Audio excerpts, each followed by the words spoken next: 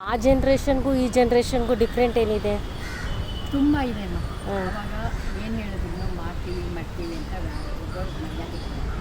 ಈಗ ಹೌದು. ನಾನ್ ದೊಡ್ಡವರು ನೀನು ಚಿಕ್ಕವರು ಹೌದು, ಮರ್ಯಾದೆ ಇಲ್ಲ. ಆಯ್ತಾ? ಅದಕ್ಕೆ ದೊಡ್ಡವ್ರು ಚಿಕ್ಕವ್ರು ವ್ಯತ್ಯಾಸ ಇಲ್ದಿದ್ಮೇಲೆ ಅವ್ರ ಹತ್ರ ಜಾಸ್ತಿ ಮಾತಾಡಬಾರ್ದು, ಕಮ್ಮಿ ಮಾತಿನಲ್ಲಿರ್ಬೇಕು.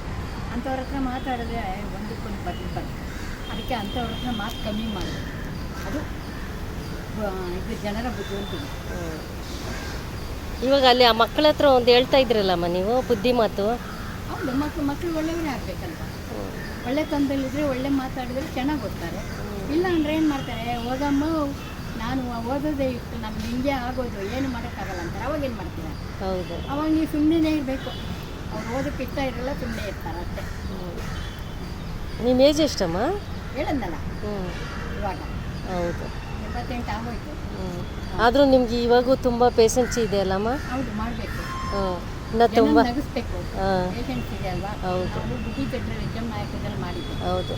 ನಿಮ್ಮ ನೋಡಿ ನಲ್ಲಿ ಮಾಡಿದ್ದಿದ್ರೆ ಅದರಿಂದ ಅದೆಲ್ಲ ಕಾಮಿಡಿ. ಹೌದು.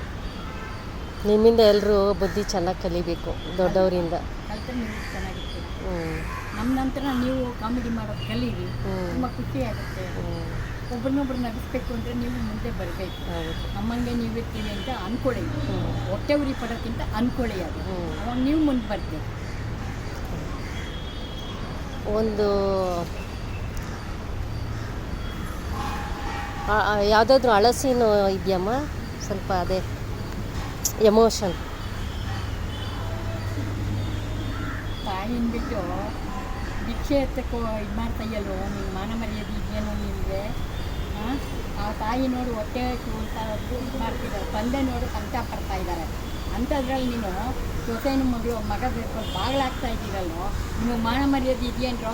ಹೋಗ್ಲಿ ಬಿಡು, ನಾನು ದೇವಸ್ಥಾನಕ್ಕಾದ್ರು ಹೋಗಿ ನನ್ನ ಗಂಡಂಗೆ ಏನಾದ್ರು ತಂದು ಕೊಡ್ತೀನಿ. ಪ್ರಸಾದ ಕೊಡ್ತಾರೆ, ಅಷ್ಟೊತ್ತಿಗೆ ದೇವಸ್ಥಾನದಲ್ಲಿ ಪ್ರಸಾದ ಕೊಡ್ತಾರೆ. ಪ್ರಸಾದ ತೊಗೊಳ್ಳಿ ಅಂತಾರೆ. ಯಾರು? ಅಶ್ವತ್ಥ ಕತೆ ಇದೆ. ಪ್ರಸಾದ ತಿಂತೀನಿ. ಪಂಡ್ರಿಬಾಯಿ ಹೇಳ್ತಾಳೆ, ಅಮ್ಮ ನೀನೇನು ಚಿಂತೆ ಮಾಡಬೇಡ, ನಾನು ಪ್ರಸಾದ ತಂದು ಕೊಡ್ತೀನಿ, ನೀರು ಕೊಡ್ತೀನಿ, ಕುಡೀರಿ. ಅವಳ ಮನೆಗೆ ಏನೋ ಹೋಗೋದು, ನಮ್ಮ ಮನೆ ನಮ್ಮ ರೂಮ್ಗೆ ಹೋಗೋಣ ಬನ್ನಿ, ಇವಳ ಮನೇಲಿ ಅನ್ನಿಸ್ಕೊಳ್ಳೋದೇನಿದೆ, ನಡೀರಿ ನಮ್ಮ ಮನೆಗೆ ನಾವು ಹೋಗೋಣ ಅಂತ ಕರ್ಕೊಂಡು ಇದು ಪಂಡ್ರಿಬಾಯಿ. ಥ್ಯಾಂಕ್ ಯು ಅಮ್ಮ, ತುಂಬ ಚೆನ್ನಾಗಿ